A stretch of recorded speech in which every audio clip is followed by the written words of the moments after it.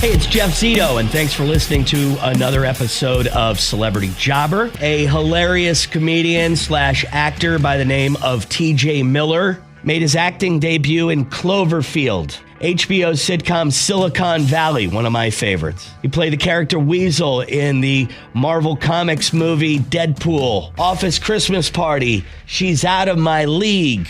Very funny guy. Born in Denver, Colorado, is from a very well-to-do family. His father was an attorney, his mother a psychologist. So I find it interesting with that kind of background how one chooses to go into comedy, a very difficult brand of show business to become successful in. So we'll find out where TJ was headed professionally. You know, maybe if comedy wasn't his thing, where would he have ended up? Talk about some first jobs that TJ had outside of show business. Also, we'll talk about a life-changing event that happened to TJ, which could have set him on a completely different course altogether. In a life-changing event that could have indeed cost him his life. It's all part of this week's episode of Celebrity Jobber with comedian TJ Miller. The Celebrity Jobber Podcast with Jeff Zito. What if these celebrities weren't famous? What would they have become? What was their first job? We're about to find out. How are you, man? Really good, man. Thanks for having me on. Absolutely. I'm a big fan. I just want you to feel comfortable. I'm not too big of a fan to where you need to feel like you're in danger, you know? Right, exactly. Well, I've had a couple of those. I just love the whole psychology of talking to you because, and the reason that I'm saying that is I know that you're an educated man. I know that your parents are educated people. And I just kind of want to know, growing up, when comedy and or showbiz became like your focus and whether or not your parents, you know, supported your dream. Well, they definitely supported my dream, but my father, I'd say in college, you know, like sophomore year or something, or towards the end of college, I came to my father and I said, look, you know, I'm thinking about, you know, really trying to do this and really getting into it. And he said, well, do know that only 2% of people on the Screen Actors Guild, this is very my father, only 2% of the actors that are in the Screen Actors Guild are fully employed as actors. And I said, well, you know, that might be the case. I mean, I don't know where he pulled that. Well, he's smart. He read it somewhere. Yeah, he's a smart guy. And so when he said that, I said, well, that might be the case, but this is really what I want to do, and I've got to try it. It might take me a long time, but I think it's going to be worth it, and it's just something that I really, really want to do. And so he said, well, we think that, you know, you have a hard enough work ethic that anything you do, you'll be successful in. So they were really supportive. Wow. You know, that was about the time. But I'd say as early as high school, I sort of realized, well, I really like doing the comedy version of this. Okay. You grew up in Colorado, and was there in your high school, you know, I guess in every high school there's a drama department, but was that something that you were involved in? 100%. And I kind of owe everything to my drama teacher, Melody Duggan, because she sort of encouraged me to not only do the comedic roles, but also to be in the musical and to be in the Greek tragedy and all of that kind of stuff. Although once I went on stage as a Greek messenger and I was wearing my electronic Casio watch. That wasn't great. Right. But she was so advanced that she had she taught stand-up sophomore year. And so all of us had to memorize 5 minutes of a real comedian stuff, which I chose Jerry Seinfeld, which in retrospect was so ironic. I mean, right. Just about the last thing that that's not you. Yeah, you're not. Yeah, I don't think of Jerry Seinfeld when I think of TJ Miller. Right. I doubt he's ever improvised a word of comedy in his entire life. Which is a lot of what I do. Right. So I memorized his stuff, and then the second thing that I did was you have to write your own material, and so I did that, and it was really, really fun because I think we just, none of us really knew what we were going to do. And at one point, Melody Duggan said, he said, nobody's going to really do this for a living, but I think it's really important for you guys to learn. And we said, oh, wow, okay. And she said, well, nobody's going to do this for a living, maybe TJ. That was the first time I'd ever even heard someone even bring up the possibility of me being a professional comedian. So I definitely owe that to her. Sometimes you get that one teacher. I'm sure you had it. Did you ever have a teacher who you thought, wow, if this person wasn't there, I wouldn't be here? Del Jacobs was his name. He was a community college professor in the TV production world. And the guy that was in my class actually made a movie called Waiting. You weren't. I'm thinking for a second, you might have been in it. Ryan Reynolds, of all people. Ryan Reynolds was in it. But this kid was in my class. And this teacher, he was so, the charisma, and he just, he got me into broadcasting, and I do. You're right. Everybody has that teacher that kind of speaks to them. So that's interesting. And I'm glad that you mention that to me, because I can relate. Not on your level, but I can definitely relate. It's the same. I mean, it's a different deal, obviously, but it's the same thing where, you went into, I don't know if you talk about your career as show business, but you went into show business, and it's that encouraging person who, said, hey, you can do it, And I think that's just fascinating and really wonderful, It is. So we're very lucky for those things. It's true. It happens. It does happen at an early age. So you go to GW and you get involved in theater there. But were you thinking about a backup plan? What did you think you were going to be doing? That small voice of your father in the back of your mind saying, TJ, 2% make it in SAG. Like, what were you thinking you might try to become if it didn't work out? Well, I got a bachelor's degree in psychology. And so that was kind of its own sort of, backup. But I never really thought of a backup. So I never even really pursued or thought about, hey, this would be what I do if this doesn't work out. And so that was interesting, too, that I just figured I'll just keep working as hard as I possibly can on this, and then, it should work out. And I still believe that. It's like if you work harder than anyone else around you, which is what I always did, it's going to work, because it really has so much to do with work ethic, more so than talent, I think. Work ethic can get you everywhere. What do you think was about, what about psychology interested you enough to major in it? I mean, it came easily. Right. It's not the most honorable reason to be studying something, but it came really easy. I aced my advanced placement exam like 100% in high school. So I went in, with my general requirement for psychology gone. So I just sort of stepped into that. My mother's a psychologist, and so something I was always really interested in. It's basically, very comedic. Kind of looking at things, thinking about why do people think this way, take social psychology, sociology, it's sort of, well, this is how groups of people think and what they do. So it really makes you pay attention to human beings, and that's kind of what you do as a stand-up comic. Right, okay. The entire time I was improvising. Well, it makes a lot of sense. And with your whole story, too, it's kind of ironic on your Twitter or X or whatever they're calling it. They're calling it X. I can't stop calling it Twitter for some reason. I think I'm getting old. I can't do it. But anyway, I'm the same way. It says you died in 2010 of AVM. So I've researched it. I think it's incredible. Could you tell me a little bit about AVM and what this is? How did you know you had it? And then tell me how it ended up, which is good because he's alive, by the way. Yeah. I think it's definitely a positive ending because I'm here talking to you. But I had an arteriovenous malformation, which is something that is usually found in autopsy. So people die from it, and then people go, oh, wow, okay, you had a malformation in your brain. It happens congenitally, which I thought that had something to do with genitals. It does. It means it happened in the womb, kind of before you were born. And so they removed, it hemorrhaged while I was doing Yogi Bear 3D, which I think is really funny.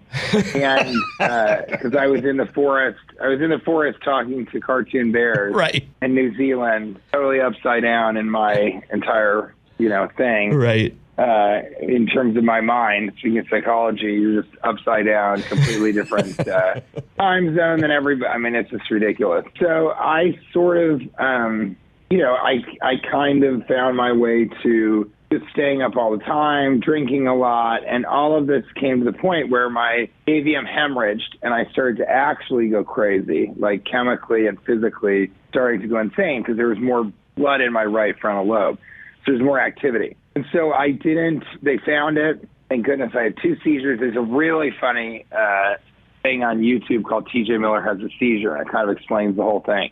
But I had brain surgery in 2010, and they said you have a 1 in 10 chance of a fatality. Wow. That's what happens with these 1 out of 10 people die. That's kind of what happens with these brain surgeries. So do you want to do it? It's elective. You don't have to do it. I said, well, what happens if I don't do it? It's, well, you'll probably die in your mid-30s. And I said, well, am I going to be funny after the surgery? Said, right, yeah. And I said, am I going to be funny after the surgery? And he said, I don't know. I would think so because you're not using that part of your brain anyway. And I said, okay, let's roll the dice. And so we did. But they put you under. And so kind of my thought is there may be a possibility where I died. And before you die, there is theories that the brain slows down into sort of almost a dream state. And then within that dream state, you experience a dream that feels almost like an entire life. Have you ever had a dream where you just, it feels like it went on for weeks or months or something? Absolutely. That's the type of brain. That's what happens right before you die, is your brain acts very similarly to that. So this could all be a dream, and I may have died in 2010, and we're still in 2010. That's part of kind of, my overall, after that, it gives you a different sort of perspective on life. Absolutely. So I didn't take anything very seriously in the beginning. Now I definitely don't take anything seriously. Well, I got to think that the thing that you said about, am I going to be funny after the surgery? I mean, it's a funny thing to say, but so like when you're doing stuff to a brain. I needed that, yeah. It's true. Like maybe you would have been, wanting to be an attorney or a psychologist, or maybe, who knows? The brain is such a complex thing that, you might not have, it took the humor away from you. That's kind of incredible. Didn't work, though. Exactly. I don't know. I didn't want to have the surgery and then not be able to do comedy because I just love doing comedy. It's my vocation. It's my passion. It's my life's work. And I think it really gives me purpose. So that's why I sort of said, look, if I'm not going to be funny, then I'll just take my chances, and I've had a great life, and I'll die in my mid-30s. Wow. Sort of my attitude. Wow. The resident that was talking to me just couldn't believe that was my response. Because everybody who is involved with it is really scared. They're scared. Is this not going to work out? What do I do? I don't know which, should I get the surgery? Should I not? And I kind of had this attitude of like, yeah, sure. What was your first job, TJ? So, bring it all the way back to high school or wherever your very first job was outside of show business. Well, I worked at McDonald's for sure. That was a good job, wasn't it? At the time? Yeah, it was, except I kept dropping cups, and then you got to throw them away. And I tried to do the cash register, and I wasn't fast enough, so I got demoted to fries. So it wasn't great on my self-esteem. Then I worked at Radio Shack, and that was pretty interesting, for sure. Yeah, definitely now. Yeah, right, exactly. People don't even know what we're talking about, some of these kids, yeah. Yeah, and people need to GameStop it and get that thing back in action. So I worked at Radio Shack, and then I was a legal secretary, which is a very masculine job. We're skirts on Fridays. And it was overall just a series of day jobs where I would perform every single night. I would either perform stand-up or improvisation, or I would go and see comedy. And I would perform 7 nights a week, sometimes twice in a night, sometimes 3 times in a night. This was all in Chicago. But I just took classes, voiceover, acting, improv during the day. On the weekends and then weekend nights, I would go and I would watch or I would perform. And that was kind of my thing for 4 years. After 2 years, I got hired at Second City, which is a comedy theater in Chicago. Major. I toured with them. And so it really boiled down to how hard I worked. Everyone around me was kind of like, whoa, I was working the hardest of any of us. And everybody will, attest to that if you talk to, and I came up with some pretty incredible people. Pete Holmes comes to mind, Kumail Nanjiani and Thomas Middleditch, who both were in Silicone Valley. Nick Vatterott, who writes for Bill Maher, Dave. Just a lot of comedians that you now see and are familiar with. All started with me in Chicago, so it was a very special place. Do you think Second City, that was your big break? I have yet to have my big break. You've yet to have your big break. All kinds of little teeny tiny breaks. Yeah, I'm waiting for this big break. It's definitely going to be in pornography. What if this is your big break right here? This episode goes... I think it is. All right, TJ. So there's comedy, and I want to know about other business endeavors that you have outside of comedy, whether they are connected somehow, but hot sauce and peanut butter. I am seriously into making delicious food stuff. And so I have my own line of peanut butter and my own line of hot sauce. They're both available on Amazon.com. The peanut butter is delicious, and you didn't get any because this was last minute yet. So I'm sending you some peanut butter. Oh, thank you. Which I'm very excited about because tell me which of these you like the best. Dark chocolate, almonds, and coconut. Okay. That's the first one. Then cherry chocolate with real dried cherries, honey roasted peanuts. That sounds good. Then my favorite, but I just want to hear what you think, toffee crispy with toffee milk chocolate and Rice Krispies. Yeah, that's the one. What do you think? What would be your choice? That's yours. That's mine, too. That's the one. The toffee, the coffee, the Rice Krispies speaking to me. Nothing else is as delicious. And then I have 3 hot sauces. Did this start off as like a joke, making food stuff? Or did this just, is this a passion of yours that turned into somewhat of a successful business endeavor? I'm passionate about hot sauce. Okay. There's a guy who helped me record in the middle of nowhere in Indiana.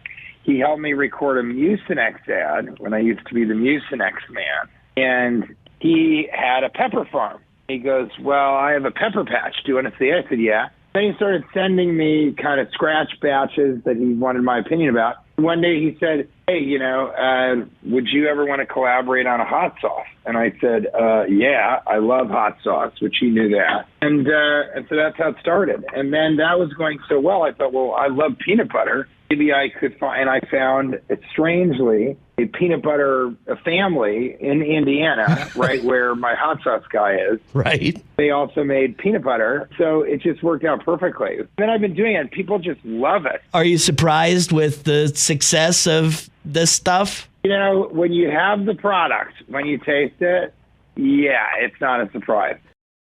Currently on the Gentle Giant tour. Oh my God, what an aggressive tour schedule, which is up on his website. TJ Miller does not have a website.com. This weekend in Tampa, formerly the Tampa Improv, now the Funny Bone. TJ Miller, so great talking to you. I really do appreciate it. And good luck to you with everything you do. I'll talk to you soon. Thanks, Jeff. Take care, man. He said psychology came easy to him. And it's because his mother is a psychologist. So, he probably learned a lot through osmosis, if you will. And he just said, it came natural to him. So he majored in psychology. But what was interesting about psychology is it has a lot to do with comedy, how he explained it, just like learning about how people think. And it made a lot of sense to me. So I could see the connection, even though, his mom being a psychologist and him being a comedian doesn't sound like